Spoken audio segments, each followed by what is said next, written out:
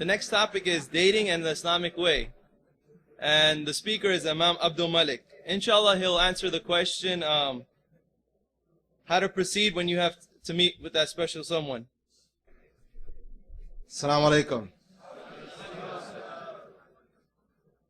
I like that sound. Assalamu alaikum. Bismillah ar-Rahman ar-Rahim. Alhamdulillahi Rabbil Alameen. In the name of Allah, the Beneficent, the Most Merciful, we bear witness that nothing should be worshipped except Allah, and we bear witness that Prophet Muhammad is his last prophet and messenger. Wow. Good topic. How many of you, let me see how many brothers and sisters can be honest. How many of you would like to get married? Raise your hand. Brothers, I should see all of your hands. All right, come on. Adam and Eve, not Adam and Steve. Come on. Come on, brothers. Come on, talk to me. I'm going to say it again. Brothers, how many of you brothers would like to get married? All right, good. Thank you. I was about to leave. No offense to anybody. Brother says, I'm going to be as quick as I can. Because to me, this kind of presentation, for myself, I need about an hour and a half. So I'm going to do whatever I can and as quick as I can. First of all, I thank Allah for being a Muslim. And I thank Allah for being considered a radical Muslim. People are boycotting my speeches now. And that's a good sign. And it's amazing, I have to say this. All the large Islamic conferences I'm attending, the Muslims have all the nice topics. While their Muslim brothers and sisters are being killed all over the world, everybody's mouth is zipped and everybody's shaking in their boots.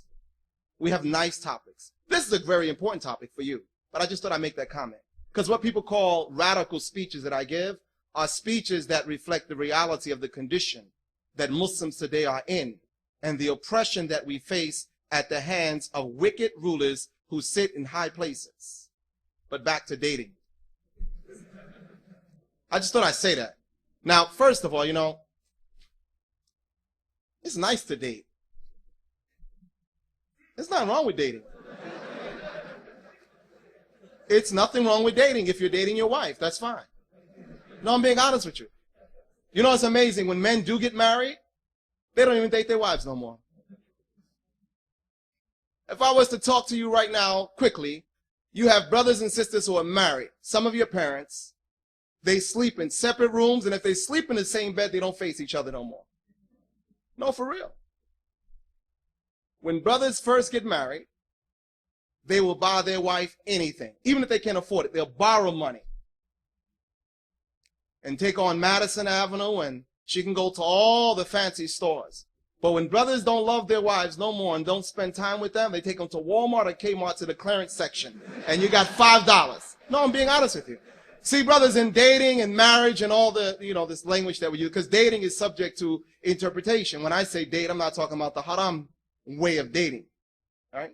There are different ways of defining the word dating. So I'm not saying you can have a date in the Western concept as we know it, the girlfriend and boyfriend kind of foolishness.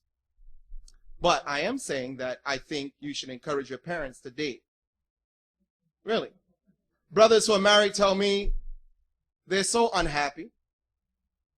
A lot of brothers who are married are very unhappy.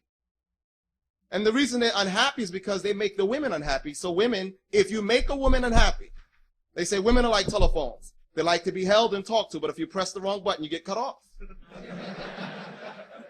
I tell brothers, if you want to bring the best out the woman, you better treat her like a diamond.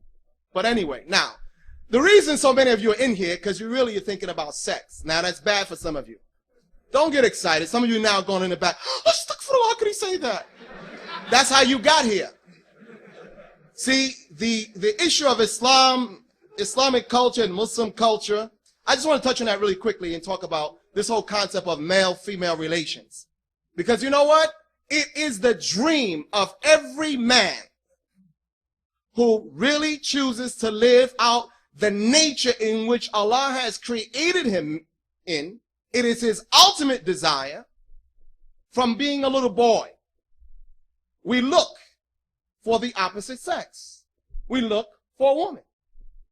It's natural. It is the natural inclination of a girl who is later to become a woman to look and search the world for the young man of her dreams. And every human being has this unique experience, but when we live in a culture of silence and hypocrisy, then everything is taboo and you cannot speak the truth because you will be scolded and you're not a good Muslim.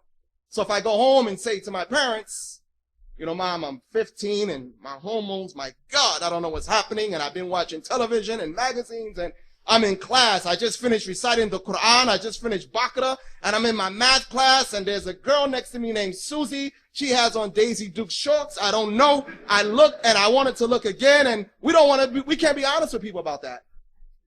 But people do it every day. Sisters sometimes, mashallah sisters, mashallah. They got their nice hijabs, they tie tight. You look at some, but if you see them in the marketplace, or you see them later on in the evening when everybody, them hijabs and going nuts, salam alaikum, salam, how you doing, brother? It's been a long time. Here's my number, just call me, inshallah, anytime we can work on any Islamic project. You don't want to work on an Islamic project, you want to work on each other. The subject matter is you and me. Why me? That's really what happens. Even in the MSAs, listen, in the MSAs, the brothers and sisters who be in charge, if you go to an Islamic conference, they always telling everybody when to go to bed. Brother, you go to your room. Sister, you better go to your room. No, it's late. And everybody goes to their room. Where you find the counselors at sometimes? Sitting down in the lobby talking. And 5 years later, he's married to the sister. He said, wasn't you at the camp? Wasn't you at the camp? Well, we always at the camp, and we're camping now. We're real campers. She's my wife. And you know what? I told the Muslims, and I'm going to tell them again.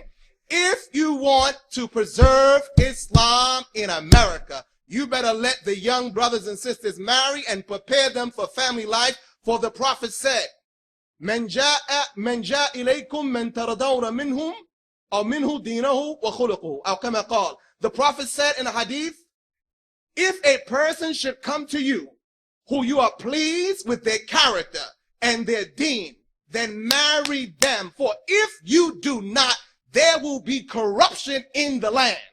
Today in the Muslim community, there is corruption because our parents have this cultural fictitious phenomena that you are going to get married, and for the first time you're going to talk to a woman when you get your PhD or your MD or you become an engineer. That's so retarded. In America, that's being retarded. That's intellectual retardation. I'm not talking about your parents. I'm just talking about the concept.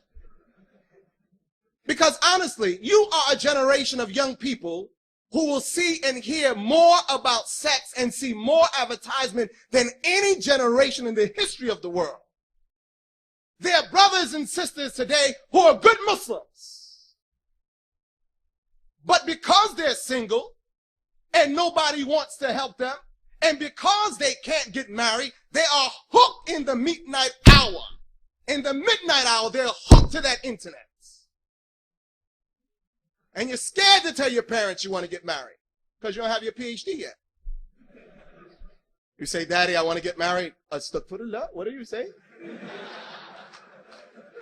Aisha, are you looking at the boys? Oh, no, Abby, astaghfirullah, just fun in front of my deed. Yes, she's looking at the boys. The same way your wife looked at you. And don't give me that stuff, we were cousins. So what? Brothers tell me, brother, I married my cousin. And you probably was playing with her when she was little. You know, hey, I throw you a plane, you throw me a plane. You know how you do it. It's your cousin. Is auntie cooking today? Yes. I'm coming over, inshallah. Okay, come. No, we're playing games, really. I'm seeing so many brothers. I give brothers salam sometime. I don't have a lot of time. I give brothers salam sometime. I say, Assalamu alaikum, brother. How you doing? Alaikum salam. How you doing, brother? Alhamdulillah. Brother, you married? No. That's his problem. He need a wife. If I live in a house with a lot of women,